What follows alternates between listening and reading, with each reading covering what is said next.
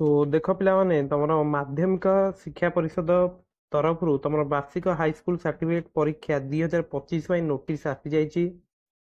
ତ ଦେଖ 2025 ମସିହା ବାର୍ଷିକ ହାଇସ୍କୁଲ ସାର୍ଟିଫିକେଟ ପରୀକ୍ଷା ତମର 21/2/2025 ମାନେ ଫେବୃଆରୀ 21 ରେ ଷ୍ଟାର୍ଟ ହେବ ଏବଂ ତମର ମାର୍ଚ୍ଚ 6 ରେ ଶେଷ ହେବ। ତ କୋଉ ଦିନ କଣ ପରୀକ୍ଷା ରହିଛି ଦେଖି ନବା।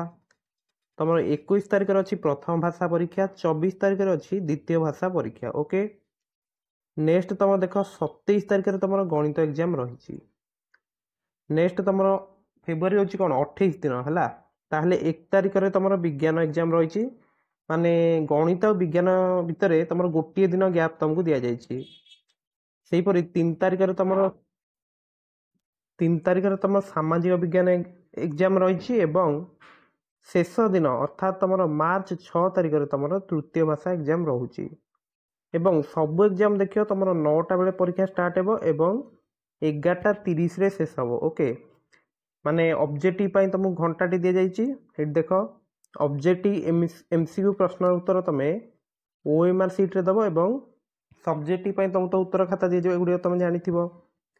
ଏବଂ ଗଣିତ ଏକ୍ଜାମ ପାଇଁ ତମକୁ ଏକ୍ସଟ୍ରା 15 ମିନିଟ୍ର ଟାଇମ୍ ମିଳିବ MCQରେ। ଓକେ, ମାନେ ଅବଜେକ୍ଟିଭ ଅନ୍ୟ ସବୁ ଏକ୍ଜାମ ଗୁଡ଼ିକ 1 ଘଣ୍ଟା ଦେବ, କିନ୍ତୁ ଗଣିତ ପାଇଁ ତମକୁ 1 ଘଣ୍ଟା 15 ମିନିଟ୍ ଟାଇମ୍ ମିଳିବ। ସୋ ପୂର୍ବ ବର୍ଷ ପ୍ରଶ୍ନ ନିଶ୍ଚିତ ଭାବେ ତମେ ଟେଲିଗ୍ରାମ ଚ୍ୟାନେଲରେ ପାଇପାରିବ। ସୋ ନିଶ୍ଚିତ ଭାବରେ ତମେ ଟେଲିଗ୍ରାମ ଚ୍ୟାନେଲରେ ଜଏନ୍ ହେଇଯାଅ ଏବଂ ପୂର୍ବ ବର୍ଷ ମ୍ୟାଥମେଟିକ୍ସର ସଲ୍ୟୁସନ୍ ଆମ ଚ୍ୟାନେଲ ଅପଲୋଡ଼ ହେଇକି ଅଛି, ତମେ ଚାହିଁଲେ ଦେଖିପାରିବ। ଗ୍ରୁପରେ ଆପଣଙ୍କୁ ପୂର୍ବ ବର୍ଷ ପ୍ରଶ୍ନ ସହିତ ଇମ୍ପୋର୍ଟାଣ୍ଟ କୋଶ୍ଚିନ୍ ଏବଂ PDF ନୋଟ୍ସ ମଧ୍ୟ ମିଳିଯିବ। ଆମ ଚ୍ୟାନେଲରେ ଚାହିଁଲେ ଆପଣ ଦେଖିବେ ଇତିହାସର ସବୁ ଇମ୍ପୋର୍ଟାଣ୍ଟ MCQ ମଧ୍ୟ ଅଛି, ପ୍ଲେ ଲିଷ୍ଟ ଯାଇ ଚେକ୍ କରନ୍ତୁ। ଓକେ, ସୋ ସମସ୍ତଙ୍କୁ ପରୀକ୍ଷା ପାଇଁ ବେଷ୍ଟ ଅଫ୍ ଲକ୍। ଏବେଠାରୁ ନିଶ୍ଚିତ ଭାବରେ ଆପଣ ପ୍ରସ୍ତୁତି ଆରମ୍ଭ କରିଦିଅନ୍ତୁ, ଯେମିତିକି ଆପଣ ଗୋଟେ ଭଲ ପରସେଣ୍ଟେଜ ସ୍କୋର କରିବେ, ସେମିତି ପଢ଼ାପଢ଼ି ଆଜିଠାରୁ ଆରମ୍ଭ କରନ୍ତୁ। ଓକେ, ସୋ ସମସ୍ତଙ୍କୁ ପରୀକ୍ଷା ପାଇଁ ବେଷ୍ଟ ଅଫ୍ ଲକ୍।